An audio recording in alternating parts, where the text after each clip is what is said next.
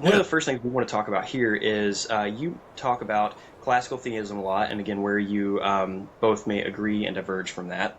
And one thing that you spend a lot of time on is divine impassibility. So, first of all, that's a $10 word. So let's talk about just tell us what divine impassibility is, and then let's talk about maybe some biblical support or things that maybe go against it, and just work our way through that topic. So, what is that? hmm Yeah, so I should start with this caveat before I define it. Every view affirms that God has emotions, which is surprising because sometimes the way we talk about impassibility in 20th century and early 21st century theology is God either has emotions or he doesn't. And I'm like, well, that's not quite right. And I can explain why later.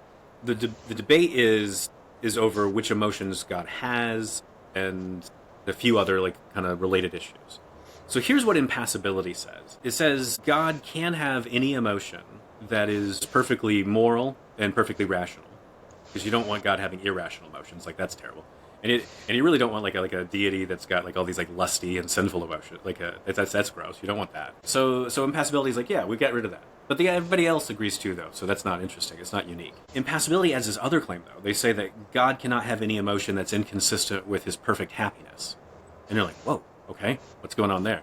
So God's in a state of pure, undisturbed bliss that is grounded entirely in himself. Why? Why? Here's why. Because impassibility also wants to say it is impossible, in the strongest sense of impossible. It is impossible for God to have any emotions or beliefs or actions that are influenced or moved or based upon anything outside of himself. So, are there any places where we see, both in the biblical text and in just kind of how this marries into other philosophical topics, that are not jiving with this idea of divine impassibility? Mm-hmm. I mean, I think the entire biblical narrative is one where God is acting on behalf of his people. So something about his creatures is a motive for God to act. And so that already goes against impassibility. Because remember, impassibility says God cannot be moved or influenced for his beliefs, his emotions, or his actions. So anytime you come across a text where it's like God responds or does something because of a creature, well, that's going to go against impassibility. Here, there's a bunch of these, but like let's just focus on. I'll just give you one. So like in the Old Testament, over 400 times God's anger or his wrath is talked about, and so that's a lot. I'm not going to go through all 400. I'll just give you one verse. So it's Psalm. We got time. We just go through all 400. So Psalm 7 verse 11. So Psalm 7 verse 11 says, "God is a righteous judge and a God who feels indignation every day." Now it's in the midst of poetry, right? So you want to be careful, like not taking things too literally when you're reading poetry. But what a lot of Old Testament scholars, like Terence Fretheim, will point out is these literary devices, metaphor, poetry, so on. They're always pointing towards some literal reality. So you want to see what it's pointing towards. If the metaphor is pointing towards something that like just completely like contradicts, like that doesn't make any sense. So here's Right. what you need to ask yourself: is God ever get angry?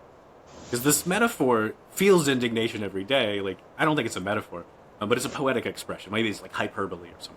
So it at least strongly suggests God sometimes gets angry. Whereas if you affirm impassibility, God's in a state of pure, undisturbed bliss or happiness that cannot be disturbed by anything. It can help. So something for me when I was working through a lot of these big philosophical ideas is coming to realize, how do we actually get to know someone well? Like, how do you really enter into a close personal relationship with someone? And empathy is part of that. It's not the only thing, but it's part of it.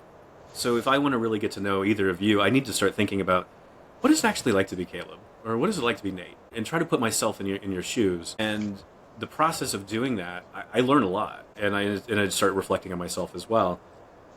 And what I realized is you have to do the same thing with God. Like, and this is something you see, I think, in Hosea.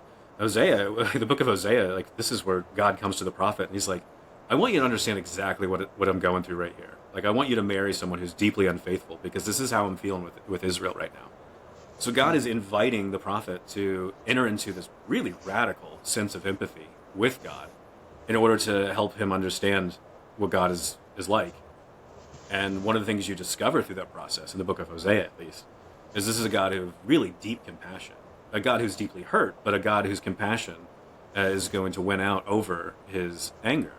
And what you see in Hosea, quite explicitly, is God says, I will change because I'm not a stubborn man who lacks compassion. Yeah. Okay. And so inviting people to empathize with God, I think that it's a different way of looking at our spiritual practice that we're not used to. But I think it's a biblically grounded spiritual practice, and it's something worth pursuing. Absolutely. And I think, well, we're about to go into a series on the minor prophets, and you just see throughout the book of the 12 that the minor prophets there, I mean, it's just heartbreak after heartbreak after heartbreak for God, and that's how he portrays himself, not this static, unchanging being. And throughout this, we're going to see, as me and Nate dive into that series, is there's so many if statements. If you will return to me, then this will happen. This blessing will come. And so there's not even, well, there's a conditionality built into God's actions and reactions as well that he himself expects and proposes.